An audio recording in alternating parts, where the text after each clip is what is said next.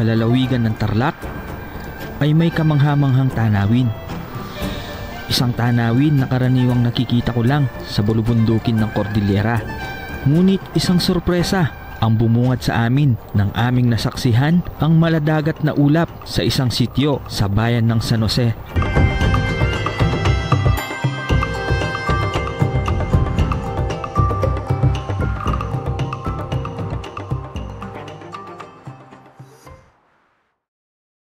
Ang fog ngayon, no?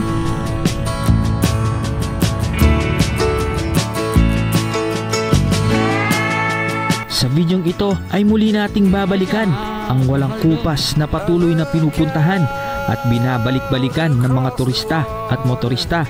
Isang destinasyong may magandang kalsada na may scenic view, may magagandang tanawin ng mga bundok at may view deck kung saan pwede kang tumambay, magpahinga, mag-relax, mag-picture na merong aesthetic view ng kalikasan. Ito ang Sitio Baag View Deck. Isang view deck na tila ba malapit sa langit. Where these rivers flow, where the wind chooses when and where to blow the sun. Sa bidyong ito ay titignan din natin ang kalsadang magkokonekta sa lalawigan ng Tarlac at Zambales. Ang Capas Botolan Road, 2 taon na ang nakalipas ng una nating binisita ang ginagawang kalsada. Aalamin natin kung ano na ang progress at estado ng kalsada, kung tuloy-tuloy pa rin ba o kinalimutan na. Kaya tara, sabay-sabay nating alamin kasama ang grupong Palaboys. Let's go! Or Memphis bound, no matter where I go, no matter what I see, I still hear the calling of Tennessee. And who we to know where these rivers flow, why the winds choose.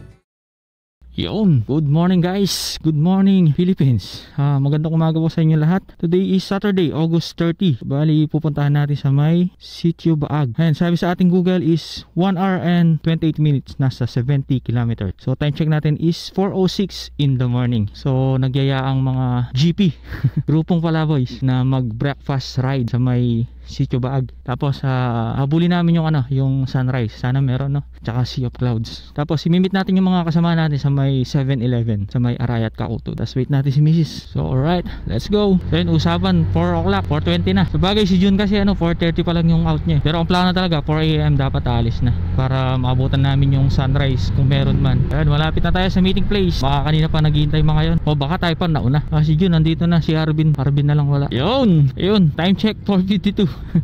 Tumagal tayo dito sa may 7-Eleven. So hinihintay kasi natin si Harbin so wala pa. So ang plano, mauna na lang kami, hahabol na lang sila. Kaya kasi yung sunrise. Ayan, bali pala kami, 4 na motor. Si Jency, Apple, si June, tsaka si Kim, tsaka si Harbin, Chloe, tsaka tayo. So tayo lang yung naka lower CC na 125. Gamit natin itong ating pamalakas ng Honda Click 125.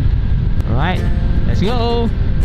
Approaching Magalang, Pampanga. Ang pag ngayon, anong kapal ng pag sa taas? Kaya pala malamig. We are here, Magalang Plaza.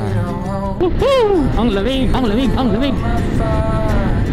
Concepcion, Tarlac. Alright, we are here, Capas, Tarlac. Time check is 5:30. Sana maabutan natin yung sunrise.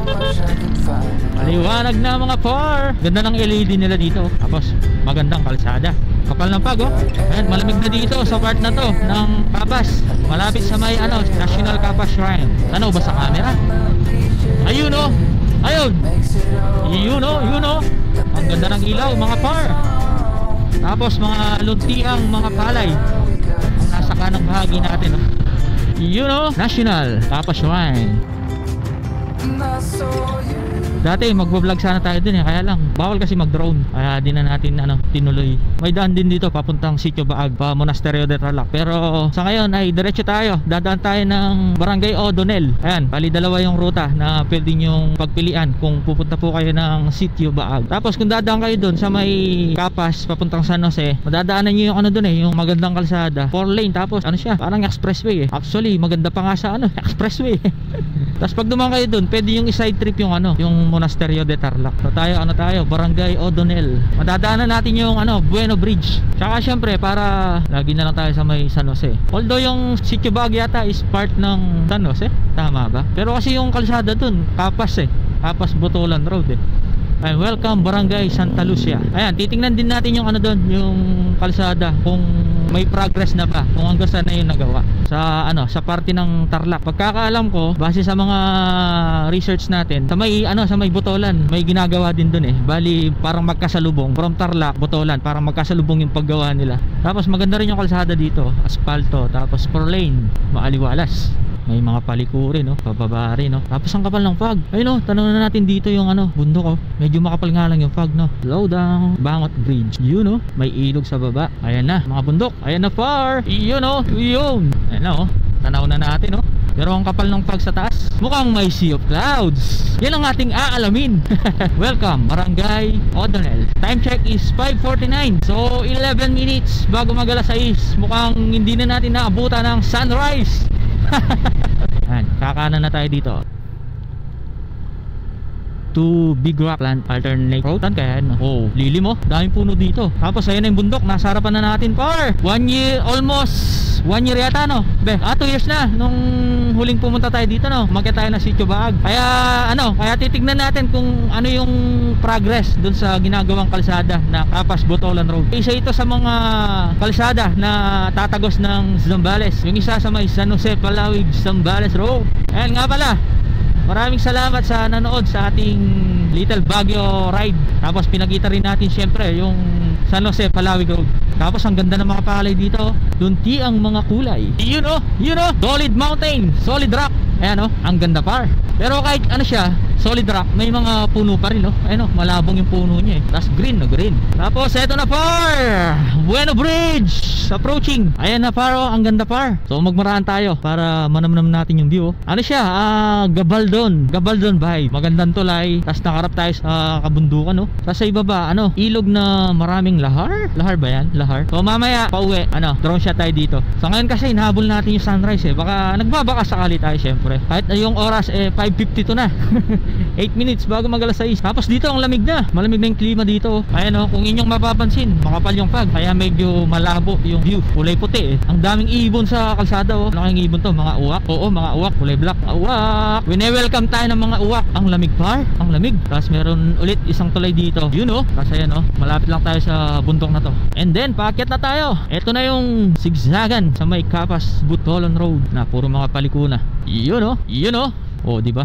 Palikurin. Wow. Ang daming uwak dito Mukhang negative yung mga drone natin dito Kapagtripan ng mga uwak Ayan na, ito na yung umpisa ng paakyat. Paakyat na mga par. 3C Farm. Paliko na paakyat. Wala na yung sunrise. Nainip na yung sunrise sa atin. Pataas na tayo.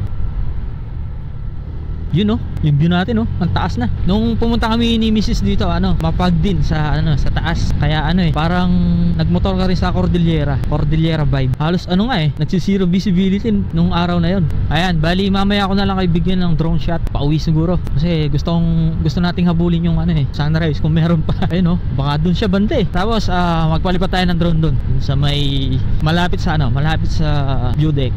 Ayan na, paakyat na, umagapang na si Clicky. Napakasolid din magmotor talaga dito Tapos napansin ko, ang daming uwak daming mga uwak. Kaya kung magpalipad kayo ng drone dito, kailangan kitang-kita nyo yung drone nyo. Baka mapagtripan ng uwak ayun pa yung kalsada ng akitan natin. Wala na yata yung sunrise. Hala, kinain na ng mga damo yung kalsada dahil wala masyadong dumadaan Ba't kasi ang tagal tagal bago magawa. May issue pa naman ngayon yung DPWH. Grabe yata mga corruption nangyari sa ahensya ng DPWH diba? Kung napansin nyo, kung napanood nyo yung interview ni Jessica kay Mayor Magalong ng Baguio City. Bali isiniwalat niya yung anomalyang ginagawa ng mga DPWH. Siyempre bilang Pilipino nakakalungkot diba? Na ang inisip ng karamihan kawawa yung bansa natin, mahirap yung bansa natin, pero ang daming nakukurap na pera na kaban ng bayan diba? Yun, bilang Pilipino yun yung nakakalungkot. Instead na yung mga kinurap nila, inilaan nila sa mga ibang mga proyekto tulad ng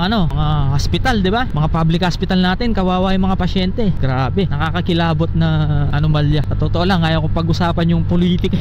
Pero yun na nga, sa susunod dapat matalino tayo sa pagpili ng mga opisyales. Kasi tayo rin yung kawawa eh. Ang Pilipinas din ang kawawa. Kaya pala kung mapapansin natin, di ba? Kahit sa maliliit na posisyon ng gobyerno, grabe, nagpapatayan sila para sa isang posisyon. Yun pala, grabe yung mga nakukuha nilang pera. So hindi ko po nila lahat, pero yun yung reality eh. Yun yung nakikita natin, nababalitaan natin, di ba? Although kahit papano, siguro may mga natitira pa rin mga totoong leader na may dignidad, may totoong pagmamahal sa bayan, di ba? Actually, habang sinasabi ko to, kinikilabutan ako eh. Kasi isa akong Pilipino, di ba? Nagmamalasakit din sa ating bayan.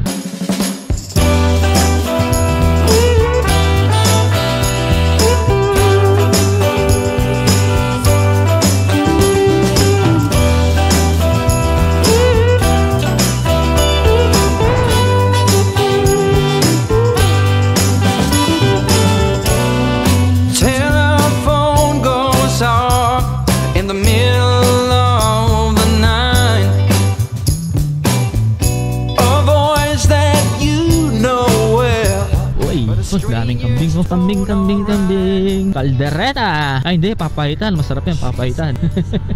Tapos ito yung daan papuntang monasteryo. Ito, turn right. Tapos kung dumaan kayo kanina sa may San Jose, dun sa magandang kalsada, dito yung lusot nyo syempre. Wala na yung Sunrise Par. Nauna na yung Sunrise Par. Yun o, paliko, Urbada. Wow. Tapos may mga mababasa tayong slow down, accident prone area. So kailangan talaga nating magbagal. Station of the Cross, ha? May daan pala dito, Station of the Cross. Nakita natin sa sign eh. Ngayon ko lang nalaman yun ah. Time check, 6:05. Ayun na, mukhang wala na. Mukhang wala na guys. Wala na oh. Wala na. Hindi natin naabutan ng pag-akyat, pagsilip ni Haring Araw. Wow. Oh, ang ganda. Tapos doon muna tayo mag-stop over oh, sa may taas na yun. Ang ganda par. Tapos pababa naman. Pababa na kurbada.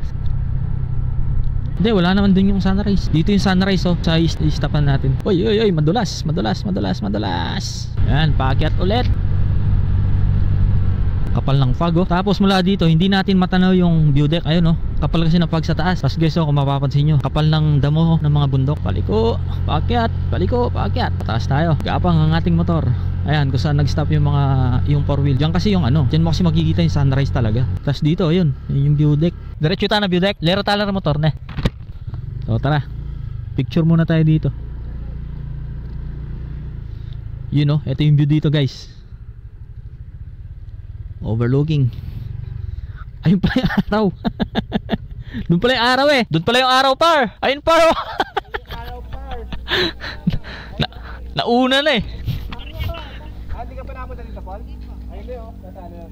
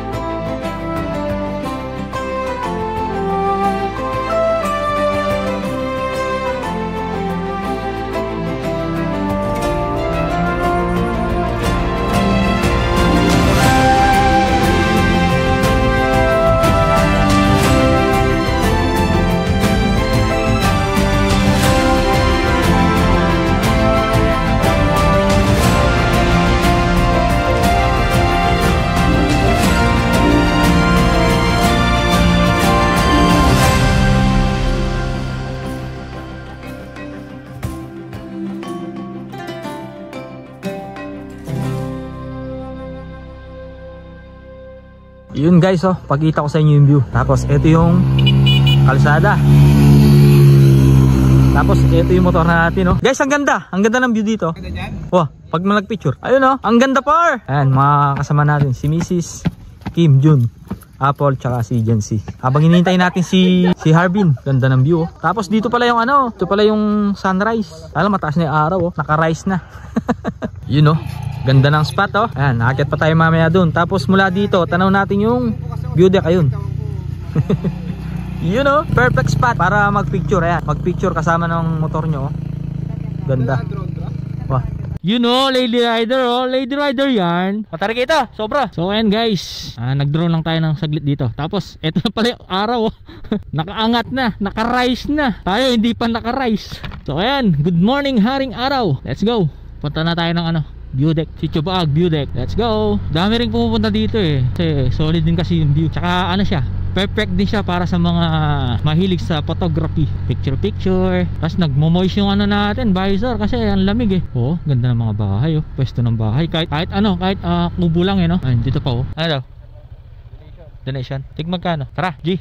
Ayan, pag-arket nyo dito, may mga kapatid tayong humingi ng donasyon para sa kanilang tribo. So wala namang amount kung magkano yung bibigay mo. Nasa inyo lang, tao sa inyong puso. Eto tayo papunta Lampas tayo, lampas. Yan, ito na yung paakyat ng view deck. So kung paakyat kayo, turn right lang. Itong maliit na kanto, magta-turn right lang kayo. Turn right. Tapos dito, meron ding environmental fee per head. 20 pesos. Ayun guys, ang ganda ng mga bahay nila. Kubo siya pero sobrang payapa, di ba? Tsaka ang ganda ng pagka-design niya, Sinaunang sinaunang bahay. Tapos yung view syempre magdadala diyan. Tapos ayan, Municipal Ordinance number 02 Series of 2020 Revised Ordinance collecting environmental fees to all tourists. Ayan, 20 pesos per head. Tapos exemptions, San Jose residents, children below 12 years old, senior citizen, and person with PWD. Alright, let's go. Let's go. Paakyat na paakyat na matarik din to buti ngayon sinemento na. Naalala ko dati, di ba?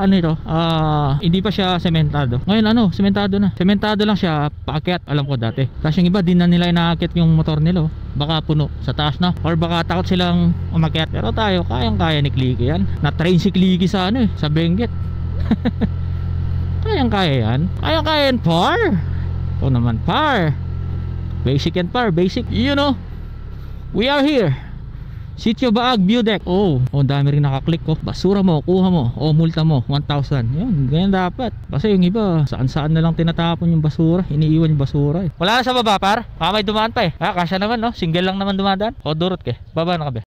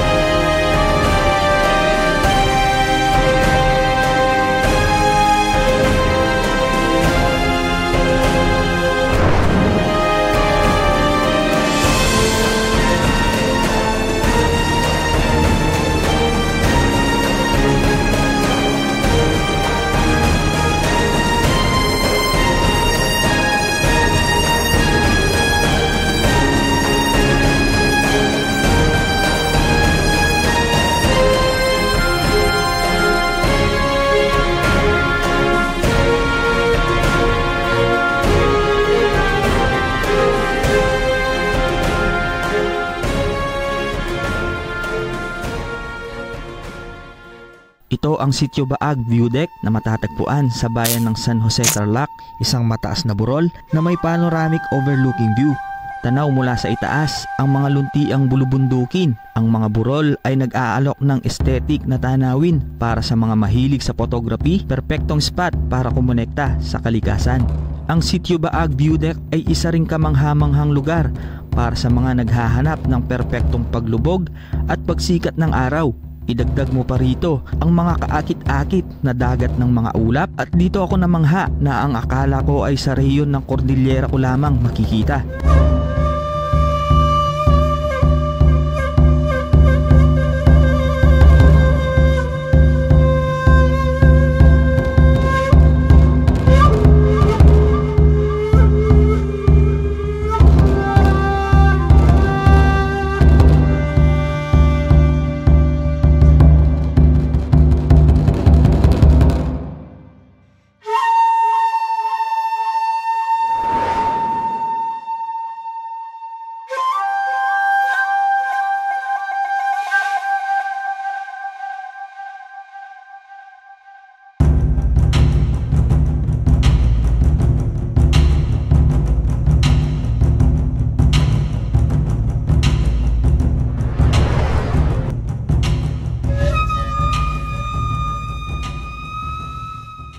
So ayan guys, we are here. Sitio Baag view deck, you know. Grabe, ang ganda. Tapos may mga makikita tayong ano, sea of clouds. Tapos ayun mga kasamahan natin. Ganda guys, oh. Sea of clouds, oh. Ang ganda par. Par. Di mo na kailangan umakyat ng Benguet par para makakita ng sea of clouds, oh. Diba? Yun, oh. Ganda. Beto nga ako ka na lula. Manyayasa yung para sulod yung daliri mo. Sulod niya kanina. Baling-baling yung market siya. Uy, kailangan natin matuto kasi bibili na tayong ganyan. You know? You know? Tamang tambay lang, oh. Ganda ng view par. You know? Datang kang harbin pa yun pa? Kapi tayo dito sa may ano, sa may Sitio Baag view deck. Ayan. Mainit tayo ng tubig, tapos may baon tayo pansit canton. Tapos si Pola, siya nang bahala sa patatas. Galing pa ng ano yan, Benguet. You know? You know? Ito na yung araw, oh. You know? Tamang breakfast lang habang nandito tayo sa may Sitio Baag view deck.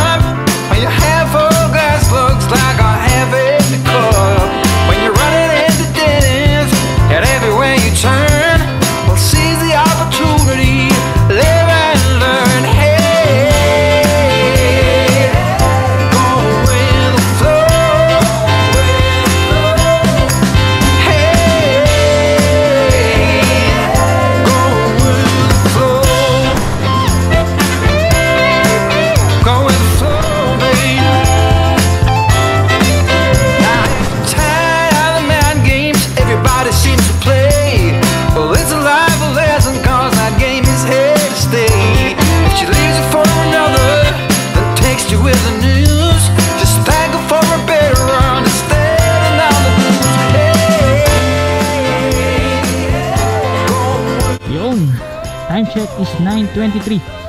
So tapos na tayo dito sa may Sitio Baag view deck. Kanina pala dumating tayo mga 6:10 parang ganun. So ang next na gagawin natin is pupuntahan natin yung pinakadulo ng kalsada. Titignan natin kung ano na yung mga update doon. Tapos mga big bike, oh. Tarik to par. Ang tarik. Pero ano naman, manageable naman.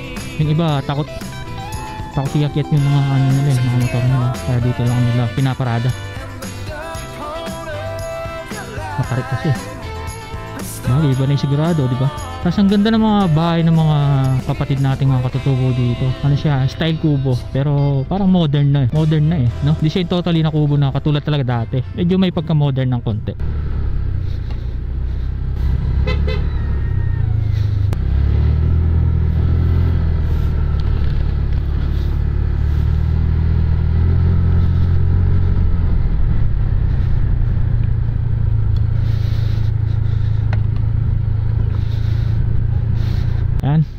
Palabas na tayo ng kalsada.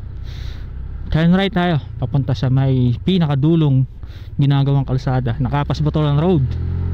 Alright, let's go! Oo, diba? Ang ganda rin magmotor dito eh. Ang luwag, 4 lanes, 2 lane magkabila. Past the point of no return, baby, on the summer night. The shot of love and the spark of love. Solid par! Ang ganda par! Woohoo! Ang ganda par! Yun oh! Ang ganda! Ang ganda! Come on! Yun oh! Let's ride this train. Come on! Let's ride this train. Now I ain't missed a 9 to 5. I don't hear it in my song. I'm gonna pull my weight, don't get me wrong. Brand new start and a whole new part. They are big old shoes to fill. I'll be there on that platform, babe. No, I will. Come on. Ang ganda pa, oh. This train. Ang ganda. Yun, oh. Yun, oh. Let's ride this train. Now nothing is this rush of life. You'll never find its match. So you live to be a million years. All hearts are lost by default in the time of a single beat. We're leaving on the next train, babe. So take your seat. Ay, grabe. Ang ganda ng view pababa. Tanaw na tanaw yung lunti ang mga kabundukan, oh.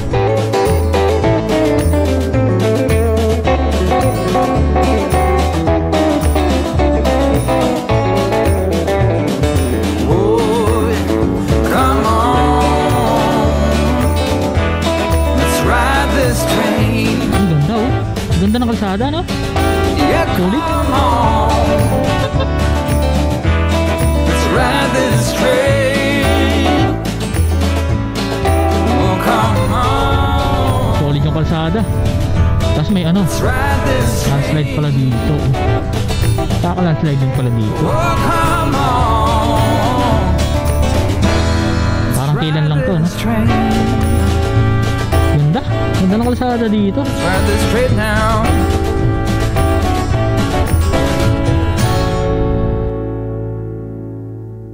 So ito po yung kalsadang Capas Botolan Road, lulusot sa may Botolan, Zambales. Tapos itong lugar na to, lugar to ng mga patutubo nating ano, kapatid nating mga Aita. So silipin lang natin kung hanggang saan na yung nagawa nila dito. Tsaka kung may progress, syempre. Kasi huling bumisita tayo dito 2 years ago, no be? Oh, 2 years na. Pero parang dito parang hindi pa na semento yun eh. Oh, bago pa lang, oh. Hindi pa na semento dati to. Oh, tsaka wala pang tulay dating ganyan, oh. Ay, ang ganda. Solid to pang natapos. Maganda yung kalsada, tapos maganda yung view. Solid siya, solid. Tapos kung makikita natin mga kabundukan, no, wala siya masyadong puno, pero punong-puno siya ng bato. Ay, bato, damo. Dito pa lang. So mula dito, tanaw na natin yung lupa na binutas nila. So ayan, hanggang dito siya. Oo. Tapos liliko siyang ganon. So parang wala nang gumagawa eh. Baba ka muna. Di ako namunta ka rin. Ha? Ano na? Oo. Pero ano, rough road pa dito nun. Ako na lang pupunta doon, oh. Hintayin nyo na lang ako. Papakita ko lang sa camera. So titignan natin guys, pinababa ko lang si Mrs. Kung ano yung itsura niya. Yun. So parang wala nang gumagawa dito. Pero konti yung nadagdag, no? Konti yung nadagdag. Opya. So try pa natin hanggang dun. Pero nakaano na sila, nakabutas na sila dito, oh. Nakabutas na. Kaya lang walang mga equipment na gumagawa. Parang tinigil yata, no? Parang tinigil.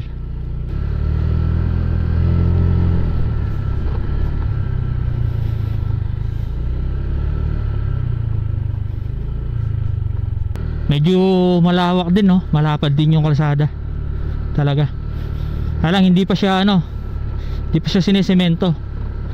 Ayun. Doon siya aakyat hanggang doon. Nagbutas na sila doon, no? So lapitan pa natin hanggang pinakadulo. Siyempre di na natin naakyatan yan. Pero ang tarik, ang tarik, oh. Matarik siya. Tapos wala nang nagtatrabaho, no? Pero not sure lang banda dun sa taas. Mamaya paliparan natin ng drone. Titignan natin. Pero dapat kasi dito meron pa eh, di ba? Meron pa dapat gumagawa. So ayun, grabe ang tarik, oh.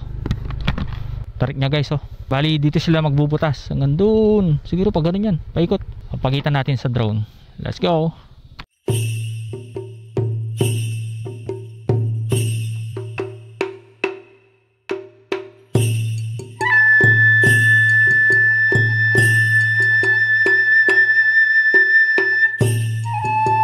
Ang proyektong Capas Botolan Road ay muling pinasimulan noong 2013 at naging pangunahing gawain ng DPWH na may inilaan na budget na 5.89 billion pesos at ayon sa mga ulat, target itong matapos taong 2025. Ngunit tila ba imposible ito dahil sa estado ng kalsada. Kapansin-pansin na wala ng mga taong gumagawa at wala na ring mga equipment sa pinakadulong kalsada. Sa kasalukuyan, 18 kilometro ang natatapos sa bahagi ng Tarlac habang 15 kilometro ang natatapos sa Botolan, Zambales. Ang Capas-Botolan Road ay isang 68 kilometrong proyektong infrastruktura ng DPWH na nagdudugtong sa Capas-Tarlac hanggang Botolan, Zambales. Nagtatampok ito ng 11 pulgadang makapal na konkretong simento, mga guardrail at slope protection para sa tibay at kaligtasan. Ang kalsada, kabilang ang 8 tulay, ay naglalayong makabuluhang bawasan ang oras ng paglalakbay sa pagitan ng 2 lalawigan mula sa 3 oras hanggang halos 1 oras at 20 minuto na lamang. Sa gayoy nagpapatibay ng paglago ng ekonomiya, turismo at mas matatag na ugnayan sa komunidad. Ang proyekto ay nagtatatag ng direktang silangang kanlurang ugnayan sa pagitan ng Tarlac at Zambales na inaalis ang pangangailangan para sa mahahabang detour sa ibang mga lalawigan. Ang kalsada ay naglalayong palakasin ang kalakalan sa pamamagitan ng pagpapahintulot para sa mga mabilis na transportasyon ng mga kalakal at ani na nakikinabang sa mga magsasaka at maliliit na negosyo. Sa pamamagitan ng pagpapadali ng akses, ang kalsada ay inaasahang makakaakit ng mas maraming bisita sa mga dalampasigan ng Zambales at iba pang mga atraksyon mula sa Central Luzon. Nagbibigay ito ng bagong ruta para sa mga manlalakbay na nagsisilbing mas mabilis na opsyon mula Manila hanggang Northern Zambales at Pangasinan. Ang kalsada ay nag-aalok ng mga pagkakataon para sa pag-unlad ng ekonomiya at pagpapalakas ng mga koneksyon sa pagitan ng mga komunidad tulad ng nakikita sa mga benepisyo para sa mga magsasaka at mga residenteng may malalayong kamag-anak. Kapag gumana na, babawasan ng kalsada ang oras ng paglalakbay at babawasan ang mga gastos sa transportasyon. Ang mga pang-araw-araw na commuter, mga driver ng truck at mga may-ari ng maliliit na negosyo ay maaaring umasa na makatipid ng oras at pera. Para sa marami, nangangahulugan ito ng panibagong simula at pagkakataong ituloy ang mga pagkakataong hindi maabot noon. Ang Capas-Botolan Road ay hindi lamang tungkol sa kaginhawaan. Ito ay sumasalamin sa pangako ng pamahalaan sa napapanatiling pagpapaunlad ng infrastruktura. Bilang mahalagang bahagi ng inisyatiba ng Build Better More ni Pangulong Ferdinand Bongbong Marcos Jr., binigyang diin ng 15.474 bilyong proyektong ito ang kahalagahan ng mga kasanayang pang-ekolohikal at pangmatagalang pagpaplano. Sa pamamagitan ng pagsasama-sama ng mga tampok tulad ng proteksyon ng slope at pagliit ng pagkagambala sa kapaligiran, nilalayon ng proyekto na magkaroon ng balanse sa pagitan ng pag-unlad at pangangalaga. Ang mga lokal na pamahalaan ay nagsasaliksik din ng mga pagkakataon sa berdeng turismo na tinitiyak na ang pag-unlad sa kahabaan ng ruta ay sumusuporta sa pagpapanatili ng kapaligiran. Bagamat ang proyekto ay may malaking pangako, hindi ito walang mga hamon. Ang pagpopondo, pagsaalang-alang sa kapaligiran at logistik ng konstruksyon ay nananatiling kritikal na hadlang. Ang proyekto ay kasalukuyang nasa yugto ng Detailed Engineering Design o DED na nakaschedule na makumpleto sa taong 2026. Susundan ang mga construction work mula 2027 hanggang 2030 na may iminungkahi na financing sa pamamagitan ng partnership sa bansang Korea. Sa kabila ng timeline, patuloy na lumalaki ang pag-asa sa mga komunidad. Umaasa ang mga residente na tutuparin ng gobyerno ang pangako nito. So okay, time check is 9:53. So nakarating na tayo sa pinakadulo. Bali konti lang din pala yung nabutas nila sa taas kung makikita natin sa drone shot. And then titignan natin kung gaano kahaba yung rough road. So i-reset ko lang yung ating trip A. Yan, 0 na siya. So mula dito, titignan natin kung gaano kahaba yung hindi nila nasamento. So, pabalik na tayo. Let's go. Grabe, ang ganda ng view sa taas. Sobrang solid. Nakita natin sa drone shot eh. Ilalayo ko pa sana yung drone natin, kaya lang lobat yung ano natin, yung RC. Kinabahan ako eh, biglang malobat. Sabagay, pagkakalam ko uuwi naman yung drone eh pag nalobat yung RC. Wag lang yung mismong drone yung malobat kasi malalaglag talaga yun sa ere. So ano siya, parang mabagal yung progress niya, no? Hindi ko lang kung walang budget or ano. Lalo na ngayon, nagka-issue yung DPWH. Saka syempre, di ba, pag inumpisahan mo yung isang proyekto, syempre, settled na lahat yan eh. May budget yan, may supplier, may contractor. Kasi hindi mo pwedeng umpisahan yung isang proyekto na hindi planado, di ba? 2 years yung lumipas, so parang nakatenga siya. Wala tayong nakikitang gumagawa eh. Walang mga heavy equipment, wala ring mga tao, so hindi natin alam kung bakit natigil or hindi natin alam yung buong istorya. Pero ito, pinapakita lang natin, binibigyan lang namin kayo ng update dito sa Capas Botolan Road. Pero in fairness, ang lawak niya. Opya. Tapos pag uwi sa bahay, isa-search natin kung ano na talaga yung status o estado ng kalsadang ito. Ito lang gumagawa. Di ba nga pag nagre-research tayo, kasi dahil may plano, misa nga, di ba sinasabi nila kung kailan matatapos eh. Kasi kontrata yan eh. Kukuha ka ng tao, kukuha ng kontraktor, supplier, pero may kontrata yan. Walang gumagawa, parang tinigil na. Walang gumagawa. Tapos, ayan, chinek natin yung kilometer. 0.9 kilometer yung rough road. June 28, 2023. Yung huli nating yung huli nating punta dito. So yun yung palang huling punta namin dito is June 28, 2023. 2 years na nga. Nalala tayo na Pauls? O diretso tayo na. Nambalak, diretso na. O sige, diretso na. G. So feeling ko 1 kilometro yun kasi di naman natin sinagad eh. Rough road lang. Tapos di ba nagbutas sila sa itaas ng bundok. Konti lang. Pagdating sa taas wala na. Tao na lang yung makadaan. Ayan, parang ganyan na daan lang oh. Siguro yung mga nakakadaan doon, nakakaakyat doon, mga enduro. Ayan, baka titingnan din yung dulo ng mga riders.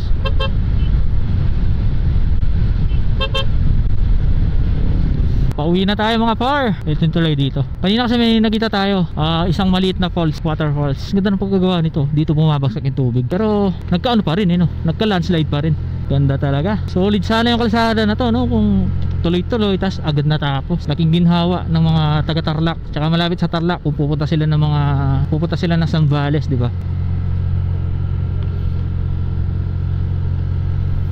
Tarik din kataasan din. Pero kayang-kaya naman, manageable naman kahit yung mga lower CC. Ayan, on the click 125 yun sa atin. May OBR pa tayo with box, top back, alloy box yung mabigat. Puno pa yung laman. Oras natin is 10:02 in the morning. Di masyadong nakatirik yung araw pero medyo maalisangan na. So ayun guys, I guess dito ko natatapusin yung ating vlog dito sa may Sitio Baag or Capas Botolan Road. Ayun, once again sana'y natuwa po kayo muli sa ating isang mini adventure. Malapit lang kasi dito lang sa may Tarlac, di ba? Tabing lalawigan lang natin, Pampanga tapos Tarlac. Alright, once again this is A4J gamit ang motorsiklo ay lilibutin ng Pilipinas upang maibahagi ang mga nakamamanghang ganda ng ating bayan. Lagi pong tandaan, mahal po tayo ng Panginoon. Alright? Kita-kits sa ating susunod na motorcycle adventure. Bye-bye! Peace out! Please subscribe! Ciao! Ganda ng pababa Woohoo! Sarap magmotor dito par! Ang lupit! Woohoo! Pababa! Paakyat naman par! Uy! Madulas yun